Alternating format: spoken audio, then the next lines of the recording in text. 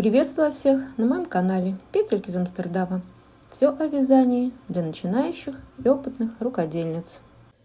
Вот на примере своего, я сейчас занята одним большим проектом. Я вяжу худи. Меня сын попросил связать худи, но трикотажный, да, естественно, он будет с капюшоном, будет с накладными карманами.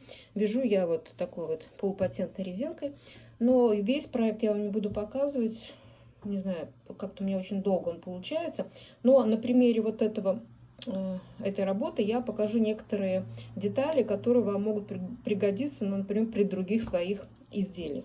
Вот сегодня я хочу вам показать, как вязать вот такую вот кромочную, двойную кромочную петлю, которую можно легко использовать при вшивании молнии. Вот видите, как она, вот она очень красиво смотрится. Вот. И очень легко вшивается молния. Вот для примера просто я приложу сейчас молнию, чтобы вам было это все наглядно, да. Вот вы берете молнию и просто ее прикалываете вот так, чтобы конец кромочки был посередине вот этих зубчиков самих. И просто потом, когда надо будет, уже все будет закончено, вы пришьете. Посмотрите, как хорошо будет смотреться. В принципе, молния. Вот, видите, ее совсем не видно будет. И в то же время вы, когда ее откроете, ничего не мешает вам, да? Вот, она будет в открытом виде и будет смотреться очень хорошо. Ну и потом сзади там тоже надо будет накладную планочку делать. Это вы можете посмотреть. Но я хотела сейчас познакомить именно вот с этой двойной кромочной петлей, чтобы вы могли использовать вот этот способ. Его можно также использовать если вы делаете разрезы на боковом шве, вот у себя на джемпере, там между спинкой и передом делаете такой разрез. Ну, естественно, вот для молнии, как я сказала, просто для планки с пуговичками тоже можно использовать такой вот вариант. Вот. И давайте сейчас я вам прямо на примере вот этого моего худи, так называемого, не знаю, что у меня получится, но надеюсь, что у меня все получится хорошо. Я вам покажу, как вяжется эта двойная кромочная. Сам проект у меня, вот если вот вы обратили внимание, я вяжу его сверху вниз. Сделала я вот такое вот японское плечо. В принципе, получается неплохо. Немножко я там с рукавами, мне пришлось помучиться, поэтому, может быть, я покажу, как вшивать рукав. Вот один рукав я сделала уже, да, покажу, как делать рукав. Но сегодня мы насчет кромочной петельки, да. Вот я разворачиваюсь, и у меня вязание идет поворотными рядами. Значит, по лицевой стороне начинается у меня вот это здесь планка, а в конце, то есть кромочная, в конце мне вторая кромочная петля. И вот в начале ряда, как она делается, обязательно. Значит, в начале ряда всегда вы вяжете первые 2 петли просто лицевыми. Вот лицевая 1, лицевая 2. И третья всегда должна быть изнаночная. Несмотря какой у вас рисунок. Вот у меня рисунок 1 на 1 получается. Лицевая, изнаночная, лицевая, изнаночная, лицевая. Значит, вот надо выбрать, чтобы после этих 2 петелек обязательно была изнаночная. Вот она у меня изнаночная. Но по рисунку мне надо ее с накидом, но неважно, она у меня изнаночная. Итак, мы вяжем с вами до конца ряда.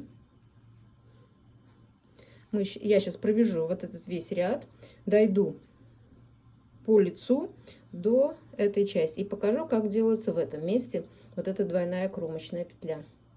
Вот смотрите, я подхожу к концу ряда. Здесь вот с этой стороны мне тоже надо сделать двойную кромочную. Значит, я провязываю по моему рисунку. Потом я сказала, вот 2 кромочных, и перед ними обязательно изнаночная. Но у меня изнаночная с накидом, но тем не менее, да. И потом вы вяжете 2 лицевые петельки, просто 2 лицевые, ничего не делая, да. Значит, для чего обязательно должна быть вот тут изнаночная? По этой вот бороздке потом, где вот изнаночная петля, очень будет удобно вам пришивать молнию. Именно вот по этой бороздке вы будете вшивать или вручную, или можно даже на машинке, у кого есть такие навыки. Это у нас лицевой ряд. Теперь мы разворачиваемся, и у меня изнаночный ряд. В изнаночном ряду что происходит с этими двойными петельками? Вот у меня, смотрите, теперь у меня 2 изнаночные мы их провязали в лицевом ряду 2 лицевые, а здесь у меня 2 изнаночные. Я беру вот эту ниточку, просто переношу ее наверх, и вот эти 2 изнаночные я снимаю, не провязывая. И нитка остается у меня с лицевой с изнаночной стороны, то есть в данном случае перед работой. И дальше вяжу опять все по рисунку, как у меня лежит мой рисунок, да, вяжу опять по рисунку до конца ряда.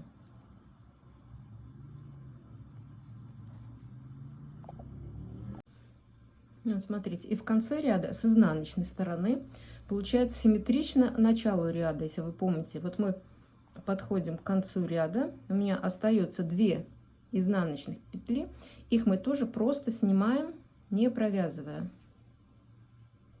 Нитка остается перед работой. И опять мы разворачиваемся и продолжаем вязать так, как мы вязали в первый раз. Значит, в лицевом ряду мы делаем 2 лицевые петли, провязываем, вяжем до конца, в конце 2 лицевые петельки провязываем, а в изнаночном ряду вот эти 2 лицевые петельки, они у нас оказываются изнаночными, мы их просто снимаем, не провязывая, а нитку оставляем перед работой.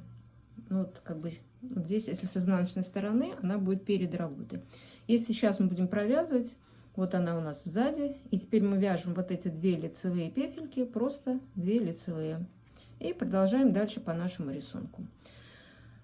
Значит, вы понимаете, что может, если вы вяжете, скажем, 2 полочки отдельно, не так, как я, вот по кругу, я вяжу не по кругу, я вяжу поворотным вязанием, но у меня на спицах все вместе, полочки, 2 полочки и спинка. Можете вязать, если полочку просто отдельно, тогда у вас вот эта кромочная будет с одной стороны на одной полочке, а когда будете вязать симметрично вторую полочку, у вас будет эта кромочная двойная с другой стороны. Вот такая вот небольшой навык, но я думаю, он очень полезен, и я буду рада, если кто-то этим воспользуется, если кто не знал. Может быть, что-то еще с этого моего проекта худи я вам еще покажу. А сегодня все. Пока-пока. С вами была Светлана.